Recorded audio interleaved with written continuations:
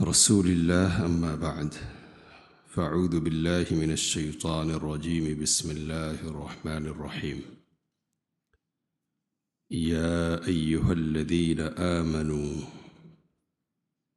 إنما الخمر والميسر والأنصاب والأزلام رجس من عمل الشيطان فاجتنبوه لعلكم تفلحون إنما يريد الشيطان أن يوقع بينكم العداوة والبغضاء في الخمر والميسر ويصدكم عن ذكر الله وعن الصلاة فهل أنتم منتهون؟ اے ایمان والو، یقینی طور پر شراب، جوا، استھان اور پانسے کے تیر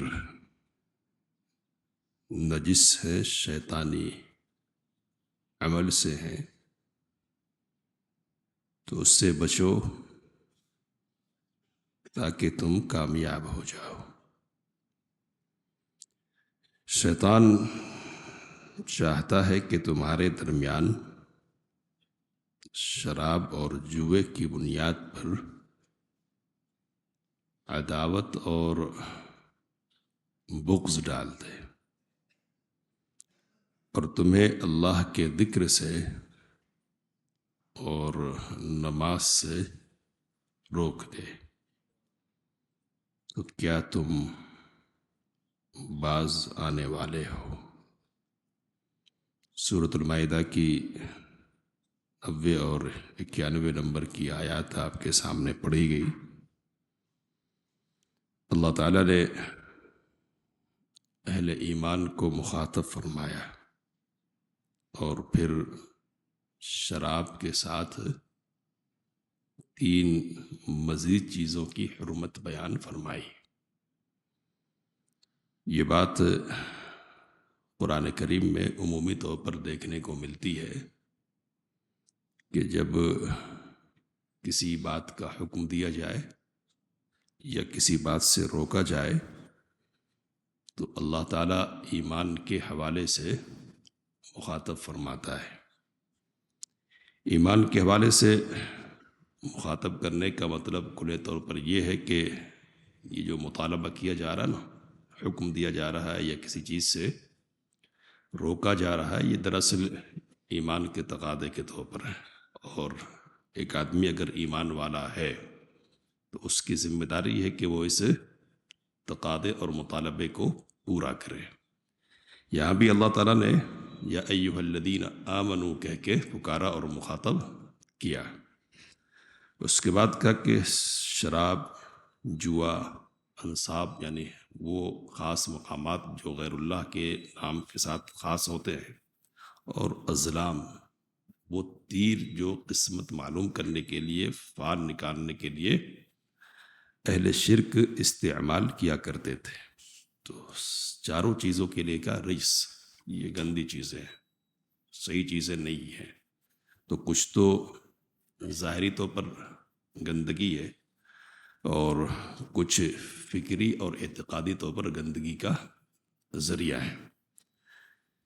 یہ بات ہمارے ذہن میں ہونی چاہیے کہ شراب کی حرمت کے سلسلے میں یہ آخری آیت ہے جو تیسرے مرحلے میں اور ایک اعتبار سے دیکھا جائے تو چوتھے مرحلے میں اتری ہے۔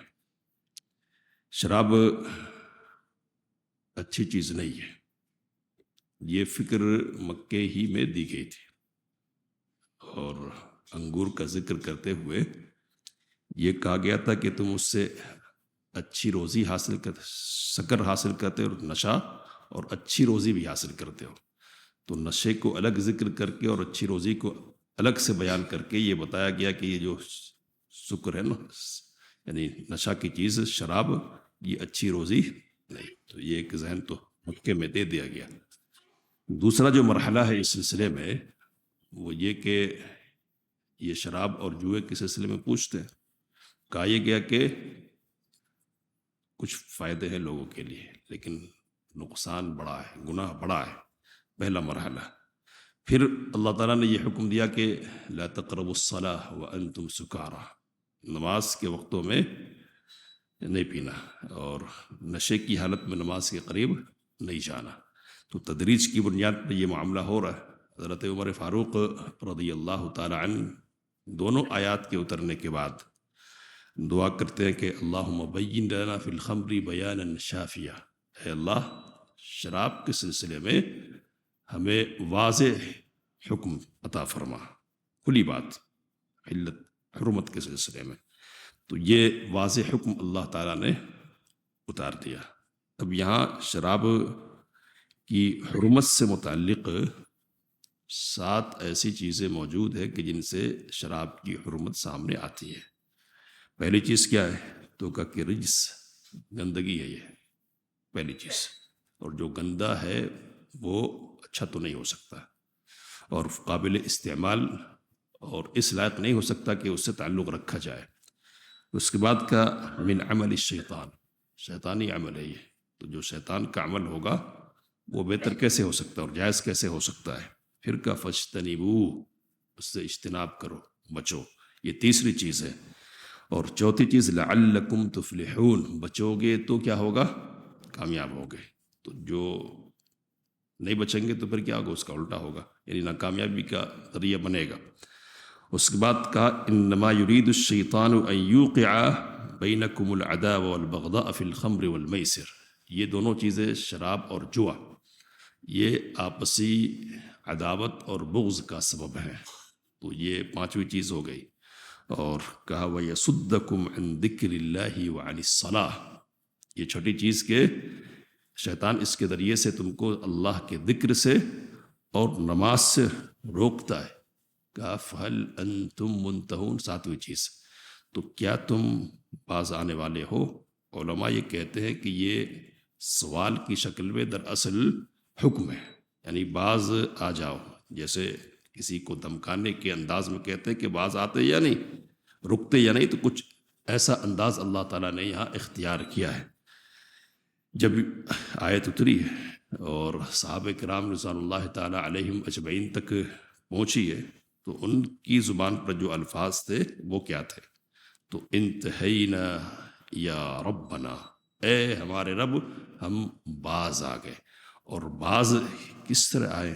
تو جس طرح باز آنے کا نقشہ احادیث کی روشنی میں ہمارے سامنے آتا ہے نا، وہ صحابہ کرام رضوان اللہ تعالیٰ علیہم اجمعین کے جذبہ اطاعت کو نمایاں کرتا ہے. اور یہ منظر ہمارے سامنے لاتا ہے کہ واقعی وہ لوگ اللہ والے تھے اور نفس کی بندگی کی کوئی چیز ان کے یہاں تھی نہیں.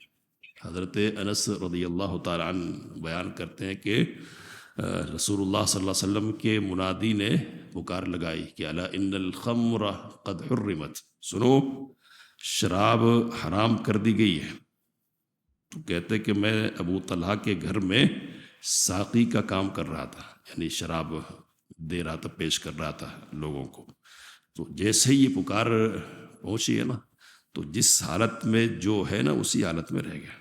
اسی حالت، کسی کے ہاتھ میں ہے، کوئی ابھی لینے والا ہے، کوئی منہ تک پہنچایا ہوا ہے، جس حالت میں ہے اسی حالت میں. اور ذرہ برابر بھی آگے بڑھنے کی ہمت کسی میں نہیں ہوئی. اور جو مٹکے اور گھڑے تھے نا شراب کے، وہ سارے کے سارے توڑ دیے گئے. اور کہتے حضرت انس رضی اللہ تعالی عنہ کے مدینہ کی گلیاں شراب سے بہہ پڑی، اس قدر کثرت سے شراب بہائی گئی.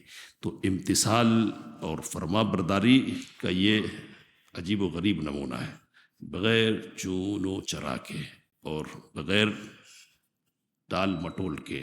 اور کہ ٹھیک ہے حرمت ہو گئی ہے، ذرا اب تو سامنے ہے تو یہ مرحلہ تکمیل کو پہنچا دیتے ہیں نا، حکم آ گیا ہے تو پھر اس کے بعد مجال نہیں ہے کہ اس کی مخالفت کی جائے گی. مومنانہ شان یہی ہونا چاہیے کہ رب کا حکم آ جائے، رسول صلی اللہ علیہ وسلم کا حکم آ جائے سامنے، تو پھر ادھر ادھر کی بات نہیں کرنی ہے، اور خواہشات نفس کے پیچھے نہیں بھاگنا. آ گیا، معلوم ہو گیا نا، تو پھر یہ بہانوں کی بنیاد پر غلط کام نہیں کرنا ہے، اور بہانوں کی بنیاد پر راستہ نہیں ڈھونڈنا ہے. صحابہ کرام رضوان اللہ تعالیٰ علیہم اجمعین اس سلسلے میں ہمارے لیے زبردست نمونہ ہے، زبردست. انہوں نے بتلایا کہ کس طرح حکم الہی کی پیروی کی جاتی ہے. اللہ تعالیٰ نے کہا کہ شیطانی عمل ہے، اس سے بچو، اور پھر آگے یہ کہا کہ شیطان یہ چاہتا ہے کہ تمہارے درمیان اس کے ذریعے سے دشمنی اور عداوت ڈال دے. تو شراب بھی اور جوا بھی، یہ دونوں کیا ہے؟ دشمنی کا بڑا ذریعہ ہے. اور عرب نے تو دونوں کی بنیاد پر بڑے نظارے دیکھے ہیں، یعنی دشمنی اور عداوت کے. اور یہ نظارے صحیح بخاری کی روایتوں کی بنیاد پر مسلمانوں کے درمیان بھی ہم کو دیکھنے کو ملتے ہیں. حضرت سعد بن ابی وقاص رضی اللہ تعالیٰ عنہ کہتے ہیں کہ میں گزر رہا تھا کہ انصار اور مہاجرین کی ایک جماعت بیٹھی ہوئی تھی. انہوں نے شراب رکھی تھی سامنے، اور اونٹ کی سری بھی بھون کے رکھا ہوا تھا. میں گزر رہا تھا، کہا انہوں نے کہ آؤ ہمارے ساتھ کھانے میں شریک ہو جا. تو شریک ہو گیا، کھایا اور شراب بھی. بات یہ نکل گئی کہ انصار اور مہاجرین میں افضل کون ہے؟ تو میں نے کہا کہ انصار سے مہاجرین افضل ہے. تو اتنی سی بات جیسے میں نے کہی تھی، ایک شخص نے جبڑا اٹھایا اونٹ کا اور میرے منہ پہ دے مارا اور میری ناک کو زخمی کر دیا. تو اب یہ جو اجرت پر مبنی ایسی کارروائی ہوئی ہے نا سامنے والے کی طرف سے، یہ کس بنیاد پر ہے؟ یہ تو یہ شراب کے نشے میں دھت ہونے کی وجہ سے، ورنہ اتنی جلدی دشمنی کا یہ کام اور اس قدر رد عمل کا اظہار نہیں ہونے والا ہے. تو یہ منظر ہم کو دیکھنے کو ملتا ہے. ایک اور منظر اسی قسم کا کہ ایک حضرت علی رضی اللہ تعالیٰ عنہ کہتے ہیں کہ نبی اکرم صلی اللہ علیہ وسلم نے بدر کے موقع پر ایک اونٹنی مجھے دی تھی، یعنی مال غنیمت سے ایک اونٹنی مجھے ملی ہوئی تھی. دعوت ایک جگہ شراب کا دور چل رہا ہے اور ایک گانے والی گا رہی ہے. تو میری اونٹنی سامنے ٹھہری ہوئی تھی. گانے والی نے گانے کے دوران کہا کہ الا یا حمزۃ للشرف النوا نوا للشرف النوا، اے حمزہ یہ دیکھو کس قدر اونچی اونٹنیاں ہیں جو سامنے ٹھہری ہوئی ہے. تو حضرت حمزہ نے فوری طور پر اس اونٹنی یا اونٹ کے کلیجے کو چاک کر دیا اور اس کو ذبح کر دیا. حضرت علی رضی اللہ تعالیٰ عنہ کہتے ہیں کہ میرے پیروں کے نیچے سے زمین ہی کھسک گئی. میری کل مالیت تو وہی تھی، اور میں نے یہودی کے ایک شخص سے یہ معاملہ کر رکھا تھا کہ ہم دونوں جاتے تھے اور اس خرقہ کی گھاس کاٹ کر اس اونٹ پر لاتے تھے اور بیچا کرتے تھے، اور اس طرح سے میرے گزران کا سامان ہوتا تھا. اب یہ جیسے ہی منظر میں نے دیکھا نا تو مجھے کچھ سمجھ میں نہیں آیا. اب میں بھاگا نبی اکرم صلی اللہ علیہ وسلم کی خدمت میں پہنچ گیا. آپ سے عرض کی میں نے کہ یہ ہو گیا. آپ تشریف لائے تو ابھی آپ صلی اللہ علیہ وسلم سامنے آئے ہی ہیں کہ حضرت حمزہ کے تیور بدل کے کہنے لگے کہ ہٹو هل انتم الا عبید لی ابی یعنی عبد المطلب، آپ کون لوگ ہو؟ عبد المطلب یعنی میرے باپ کے غلام ہو، دور ہٹو. تو حضرت حمزہ نبی اکرم صلی اللہ علیہ وسلم سے اس انداز سے مخاطب ہو رہے ہیں اور آپ کو اس طرح مخاطب کر رہے ہیں، یہ کیوں ہے؟ یہ تو یہ اس لیے ہے کہ عقل سالم نہیں ہے، اور کیا کہہ رہے ہیں پتہ نہیں چل رہا ہے. قرآن مجید نے کہا کہ لا تقربوا الصلاة وانتم سکارى، سکر کی حالت میں، نشے کی حالت میں نماز کے قریب نہیں جانا. حتی تعلموا ما تقولون، یہاں تک کہ تم کو پتہ چلے کہ تم کہہ کیا رہے ہو. تو پتہ یہ چلا کہ شراب پینے کے بعد آدمی عقلی اعتبار سے کچھ پیدل سا ہو جاتا ہے اور اس کو پتہ ہی نہیں چلتا کہ وہ کہہ کیا رہا ہے، بلکہ صورتحال یہ ہوتی ہے کہ فرق بھول جاتا ہے. ماں کون ہے، بیٹی کون ہے، بیوی کون ہے، اس قسم کی تفریق مٹ جاتی ہے۔ اور قصہ آپ کے سامنے یہ آیا ہے، بس اشارہ کر رہا ہوں کہ حضرت امام مالک رحمہ اللہ کی خدمت میں ایک فتویٰ استفتاء آیا، فتویٰ پوچھنے کے لیے کہ میں نے ایک شخص کو دیکھا، آدمی کہہ رہا کہ میں نے ایک شخص کو دیکھا کہ شراب کے نشے میں دھت ہے، دھت، اور کر کیا رہا ہے؟ چاند نکلا، وہ اس کو پکڑنے کی کوشش کر رہا ہے، تو اٹھتا ہے، پکڑنے کی کوشش کرتا، پھر گرتا ہے، پھر اٹھتا ہے، پھر پکڑنے کی کوشش کرتا ہے۔ تو اس کی یہ جو حالت دیکھی میں نے نا، تو میں نے کہا کہ شراب سے بری بھی کوئی چیز اگر آدمی کے پیٹ میں جانے والی ہو تو میری بیوی کو طلاق، یعنی سب سے بدتر اور بری چیز اگر آدمی کے پیٹ میں کوئی چیز جانے والی ہے تو وہ کیا ہے؟ شراب ہے، یعنی اس سے بری کوئی چیز ہے نہیں، اگر ہو تو میری بیوی کو طلاق، یہ کہہ دیا میں نے۔ اب آپ بتایا کہ کیا میری بیوی کو طلاق ہو گئی کیا؟ تو امام مالک رحمہ اللہ نے کہا کہ ارجع حتی انظر فی مسئلتک، جاؤ میں تمہارے مسئلے پر غور کروں گا، اور کوئی چیز ہے کیا؟ تو بہرحال ایک دن، دو دن، اور تیسرے دن حضرت امام مالک رحمہ اللہ نے بتلایا کہ تمہاری بیوی کو طلاق نہیں ہوئی ہے۔ اور یہ بات اس لیے کہی کہ انہوں نے کہا کہ میں نے پورا قرآن دیکھا ہے، اور نبی کریم صلی اللہ علیہ وسلم کے جو فرامین میرے سامنے ہیں نا، وہ سب کا مطالعہ میں نے کیا، اور سب کے مطالعے کے بعد جو بھی چیز میرے سامنے آئی ہے وہ کیا ہے؟ تو کہا کہ سب سے زیادہ بری چیز اگر آدمی کے پیٹ میں جانے والی ہے تو وہ سود ہے، یعنی شراب سے بھی بری ہے۔ تو اس لیے تمہاری بیوی کو طلاق ہو گئی ہے، طلاق ہو گئی ہے۔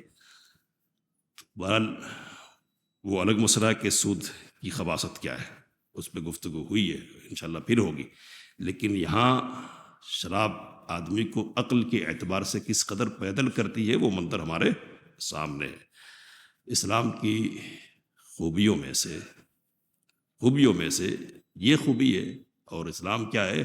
خوبیوں ہی کا نام ہے، سیدھی بات یہ ہے، یہ ہمارا ایمان اور ہمارا عقیدہ ہونا چاہیے۔ عقل کی حفاظت، جسم کی حفاظت، عزت کی حفاظت، مال کی حفاظت اور دین کی حفاظت، یہ 5 حقوق ہیں جن کی حفاظت کو سارے مذاہب میں تسلیم کیا گیا ہے۔ تو ان 5 کی حفاظت کا جیسا اہتمام اور جس انداز کا اہتمام اسلام میں ملے گا کہیں اور دیکھنے کو نہیں ملے گا۔ تو یہ جو شراب ہے نا، اس کو حرام کر کے سمجھیے کہ ساری چیزوں کی حفاظت کا اہتمام ہے، عقل کی بھی حفاظت ہے، مال کی بھی حفاظت ہے، اور کیا ہے؟ دین کی بھی حفاظت ہے۔ دین کو بھی نقصان پہنچانے کا ذکر آگے آ رہا ہے، چونکہ وقت زیادہ ہو رہا ہے تو بات ختم کریں گے۔ تو اس طرح سے شراب کیا ہے؟ بہت ساری مصیبتوں اور بہت سارے مصائب کی جڑ ہے۔ اس لیے علماء یہ کہتے کہ یہ ام الخبائث ہے۔ کیا ہے؟ خبائث کی جڑ ہے، یہ جڑ، اور اس کے وطن سے کئی ایک قسم کی برائیاں اور خرابیاں لازم آتی ہیں۔ خاندانوں میں اختلاف، معاشرے کی تباہی، اور میاں اور بیوی کے درمیان کی تفریق، ایسے نہ جانے روزانہ کی بنیاد پر کتنے واقعات ہیں جو پیش آتے ہیں۔ کس بنیاد پر پیش آتے؟ شراب کی بنیاد پر۔ آدمی نے شراب پی لی اور پتہ چلا کہ طلاق طلاق طلاق ہے نا، تو طلاق طلاق طلاق، اور ہمارے یہاں مسئلہ یہ ہے کہ طلاق طلاق کہہ دینے کے بعد طلاق ہو جاتی ہے، اور یہاں فقہ حنفی کے مطابق شرابی کی طلاق بھی پڑتی ہے۔ اور یہ کیوں پڑتی ہے؟ تو کہا کہ غلط کام کر کے طلاق دی ہے نا، تو اس لیے پڑے گی۔ دوسرے ائمہ کی یہ بات نہیں ہے، لیکن بہرحال یہ واقعہ شراب کی بنیاد پر کثرت سے پیش آتا ہے۔ تو ایسی کئی برائیاں جو شراب کے ساتھ وابستہ ہے۔ اب یہ نشہ کی مصیبت عام ہے ہمارے یہاں، اور کسی قوم کو کمزور کرنے کے ذرائع میں سے ایک بڑا ذریعہ یہ ہے کہ اس کے نوجوانوں کے درمیان نشے کی لت پیدا کر دی جائے۔ تو جہاں جہاں بڑے بڑے مقاصد ہیں نا، اور نوجوانوں کو کمزور کرنے کی پالیسی ہے، وہاں اس قسم کی مصیبت عام ہے۔ ہمارے شہر میں بھی اندرونی طور پر وہ لوگ خوب سرگرم ہیں کہ جو نوجوانوں میں ڈرگس کی سپلائی کا کام کرتے، اور مقصد بس یہی ہے کہ لت میں پڑ گئے تو پھر ہیں کون وہ کیا ہے، اپنے آپ کو بھولیں گے، اپنے دین کو بھولیں گے، سب کچھ بھول جائیں گے، اور جب بھول گئے تو پھر کھیل ختم ہے اور کام اپنا ہو چکا ہے۔ تو اس کو سمجھنے کی ضرورت ہے، اور قرآن مجید کے اس پیغام کو عام کرنے کی ضرورت ہے۔ ایسے شیطان کے بندے ہمارے درمیان موجود ہیں جو پیتے ہیں، پلاتے ہیں اور کہتے ہیں کہ قرآن مجید میں شراب کی حرمت کہاں ہے؟ تو ان کے کہنے کے مطابق حرام کے لفظ کے ساتھ ہونا چاہیے۔ اب یہ بات میں ختم کر رہا ہوں کہ 7 چیزیں بیان کی نا، ابھی 7 اسباب سے شراب کی حرمت ثابت ہوتی ہے۔ تو اتنی ساری خرابیوں کے باوجود اگر ایک چیز حرام نہیں ہو تو پھر دنیا میں حرام کون سی چیز ہونے والی ہے؟ لیکن شیطان کی بندگی اگر زندگی کا حصہ ہو جائے نا تو اس طرح کی بے وقوفی اور بدعقلی کی باتیں سامنے آ جاتی ہیں۔ اللہ سے دعا کی باتوں کو سمجھنے اور اس سے کام لینے کی توفیق مت فرمائے۔ آمین۔ وآخر دعوانا الحمد للہ رب العالمین۔